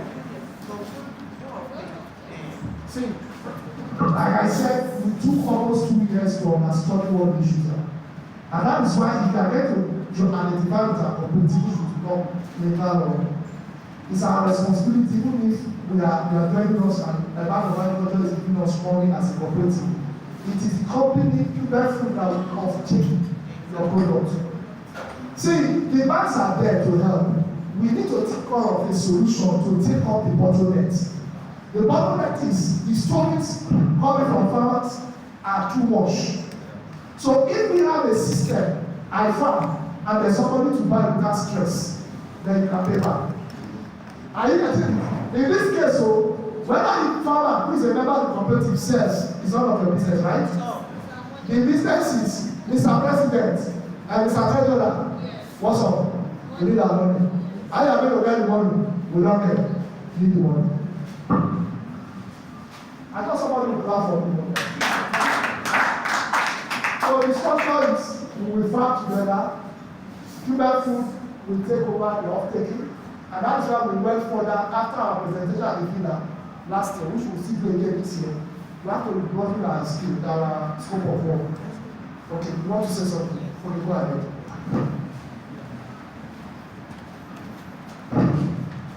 Like I said earlier, that we are forming a collaboration with QUEBEC. So when you form your cooperative under QUEBEC, we are not directly liaising with you. Our business will be with QUEBEC as a company. So when we give them money, they are the one that will refund us. They are the one that they are liaising with you when we are liaising with them. So selling of your product, training you, whatever, it will be through them. But anytime they want us to come in and maybe speak to you or train you, we are available. I think you will clap for them. So I think it answers your question. Let's not keep our guests too waiting. I've been guests since 9 o'clock. So every other discussion, we need to be next week. My presentation that you couldn't get before, you get it and get the details of the cooperative as well. Then for our guests, maybe when you are home, you can go back on YouTube and Facebook and see how the presentation looks like. So we need to snap with you guys and we'll arrive to take your so please manage with us in the first edition. This is what we afford, and it will be maybe in the next edition. And when we are now taking of light refreshment in our allies, or which one is a good one? 7 sides. So QUEBEC team, please, cooperative members, please. Let's now put our guest. Please.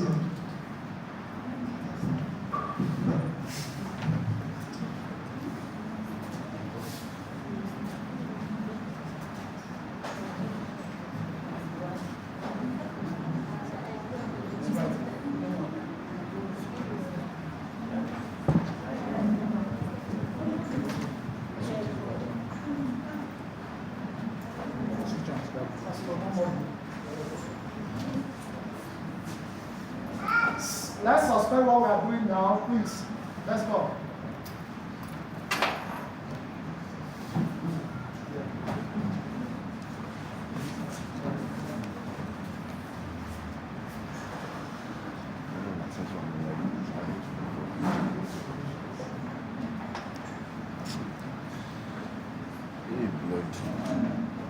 Our Forces Radio, please, because you gave us a very nice platform. Our sound engineer and our Forces Radio, I'm sorry I'm not doing Mr. Jacob.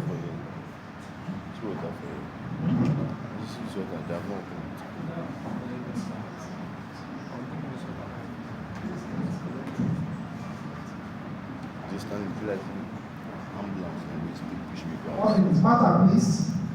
Matter, please. Women in agriculture. That's what she does. Let's clap for her.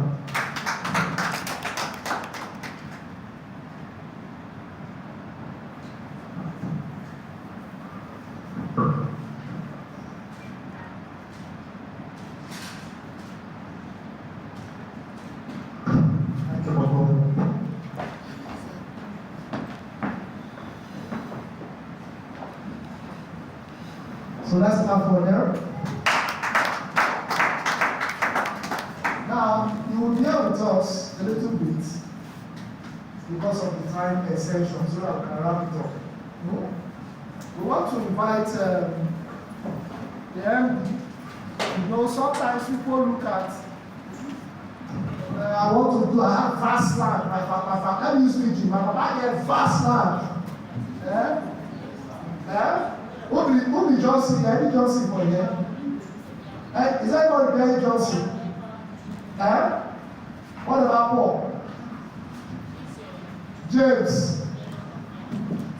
Any James? Okay.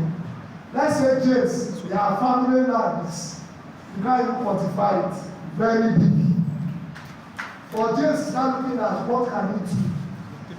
Because farmers in the community, you understand, wants to farm. But there are certain trees they need to take off, they need to open up the site to put things right and all that. We want to hear from the man whose business is to see that he makes tractor affordable, accessible, and not only that, he also train people how to manage and drive tractor. Welcome on stage the MD of Trackman Tractors and Agricultural Machines. Let's have a look.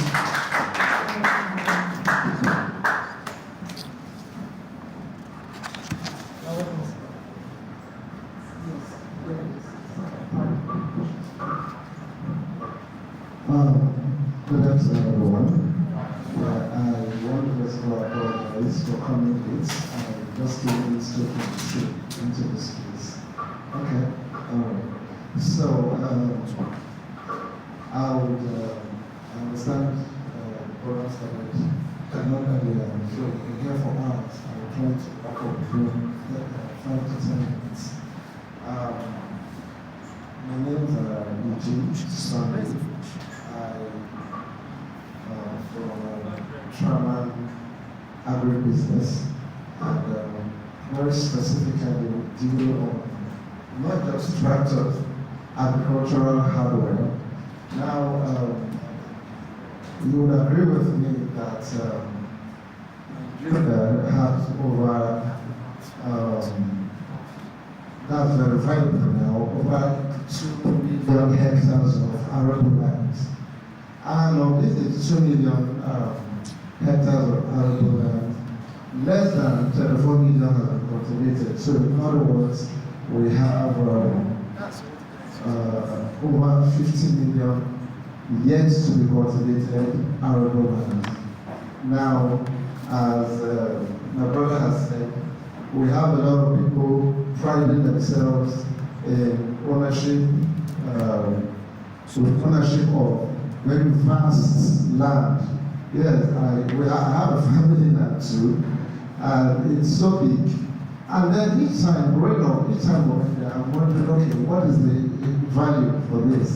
You know, it is yet uncultivated, and so it's not profiting anymore. Now, for those of us, I'm glad to know today. Now I understand that we have most of these people food processing here this morning, today. And you see, we cannot talk food processing without talking about food production. You know, that may be the raw material production. And some of these processed food, food processing cannot be food processing cannot be possible without, the production of the raw materials, from which they are being made in the first place. Now, we have a number of local farmers, and they are all over the place. And we find that one of the biggest challenge of the farmer in the village who has access to land and who is willing to go into production now is having to prepare the land. And you cannot talk about land preparation with bare hands. And the desire of every farmer is to upscale is capacity. Now, so we have a big challenge in our hands, and that is the gap that we are closing, and that is the problem of mechanization. Now, we have people who say they want to go into farming, and all they do is they're probably doing 2 modules of seedlings, 3 modules of seedlings, 5 modules of seedlings without agricultural machines. So that is where Sherman comes in. Sherman is happening actually for tractors and agricultural machine access. Now, I want to speak only in one area.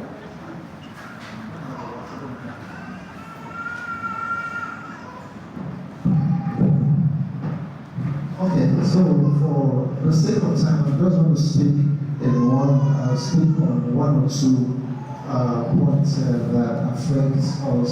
It affects every one of us. Because for the person who produces or who processes, he cannot process beyond the quantity that has been produced. So let's say for the person who is processing what do you call it, maize now. So if there is not more than 5 bags of maize in the market, he cannot have more than 5 bags of maize to process.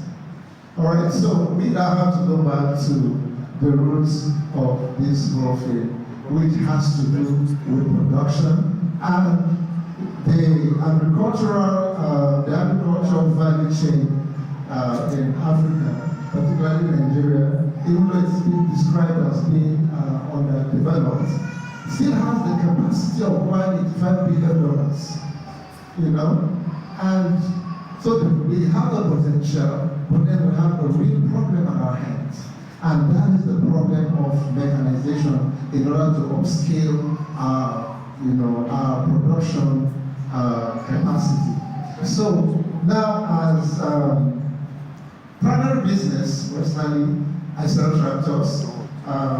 We also run a tractor hiring facility where farmers go, okay, I want to cultivate 5 hectares, 10 hectares, 20 hectares, 15. My dream is to be that farmer the federal government is talking about. All right.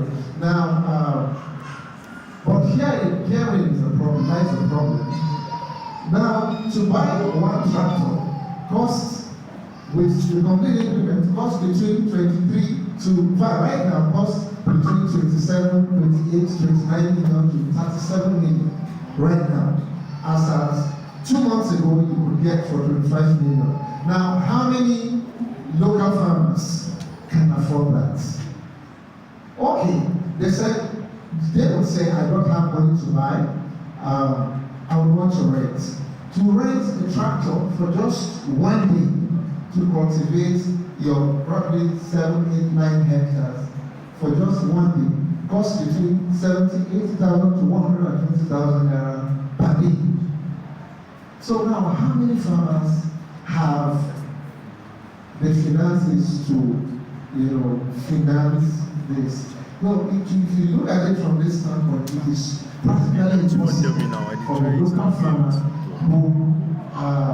whose dream is to increase productivity through mechanization.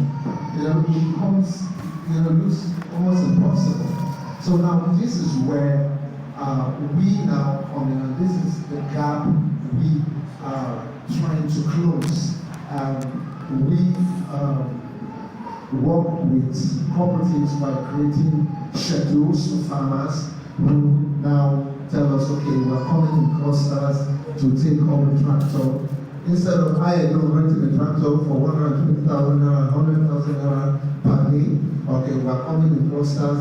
I want to do 5 hectares, my cousin wants to do 15 hectares, 10 hectares, my sister wants to do 3 hectares, and that way. So we work with farmers in clusters to now reduce using a contributory model now to to enable farmers do their land preparation from plowing, even if it's harrowing, for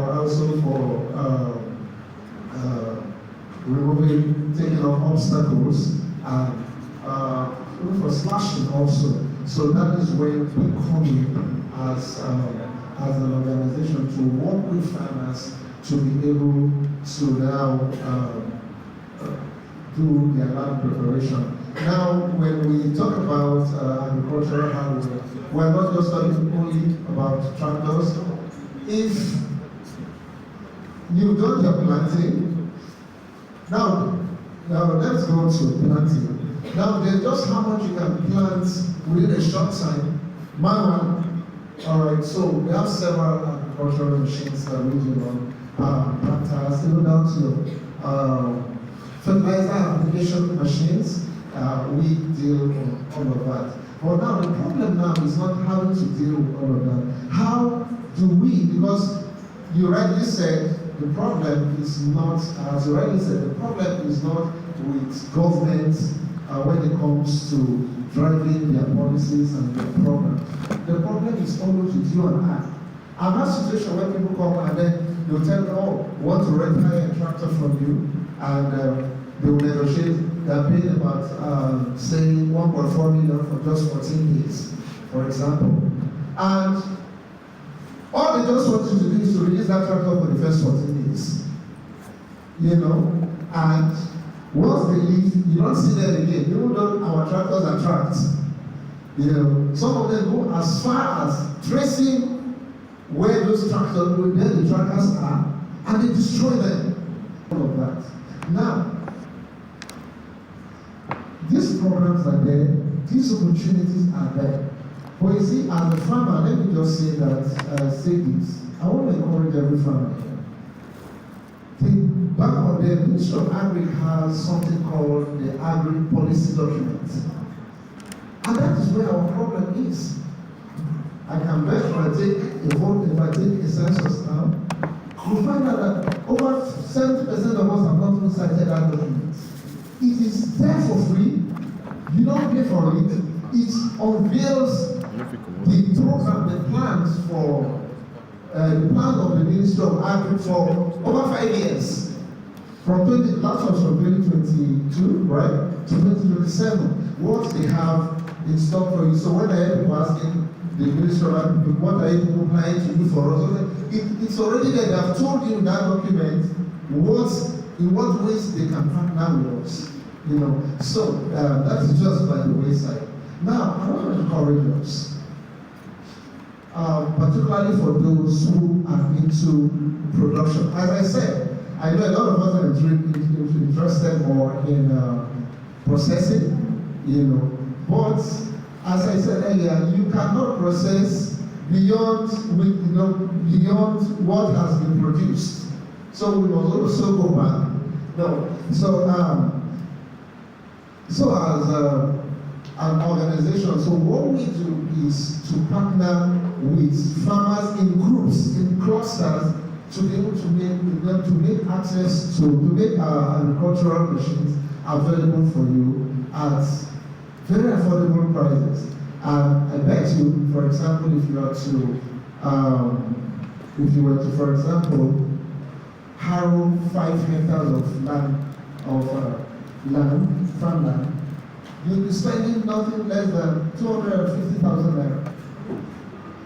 And you as an individual cannot raise that money. You have to raise it. You're also looking at as a businessman, how do I make my money back?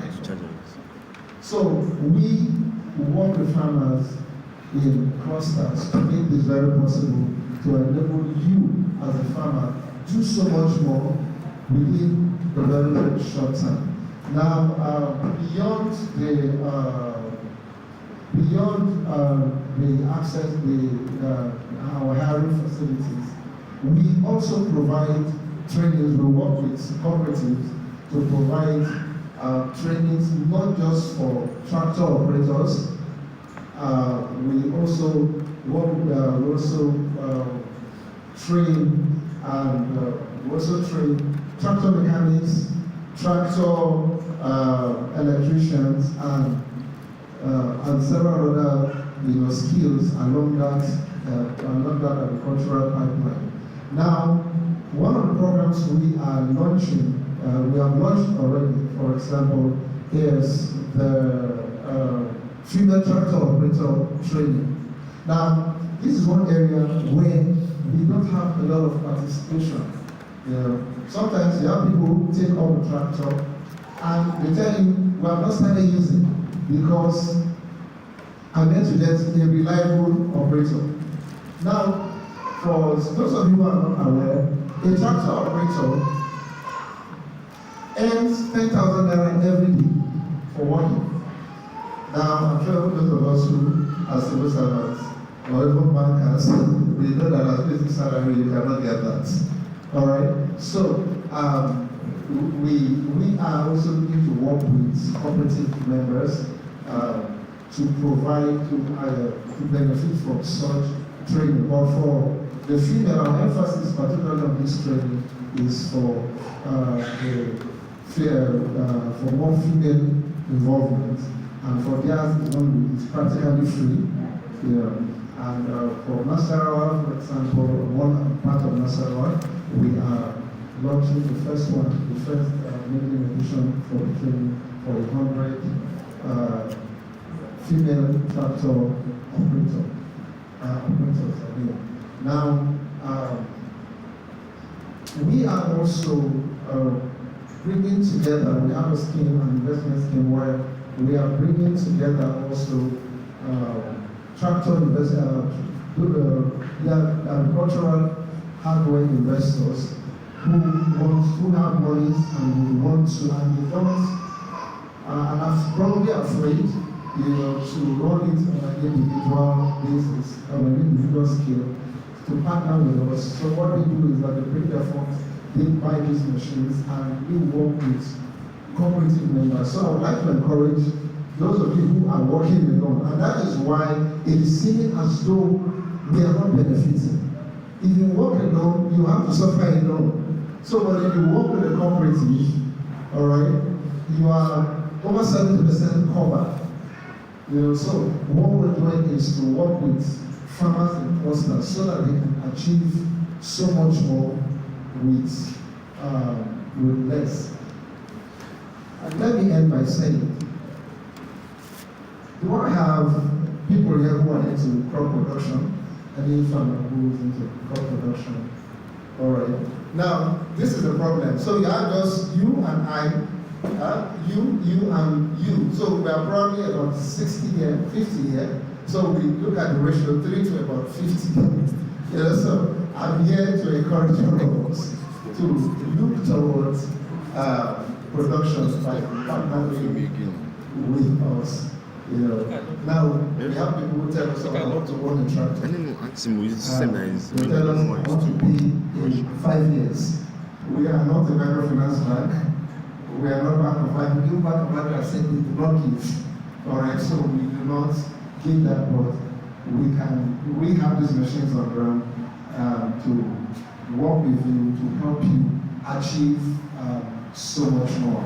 And I look forward to partnering with QUEBEC, particularly, so that those of you who are members of the QUEBEC cooperative will also benefit. And I want to say thank you so much for putting this together, and we look forward to doing so much more with QUEBEC. Thank you very much. Are you just happy?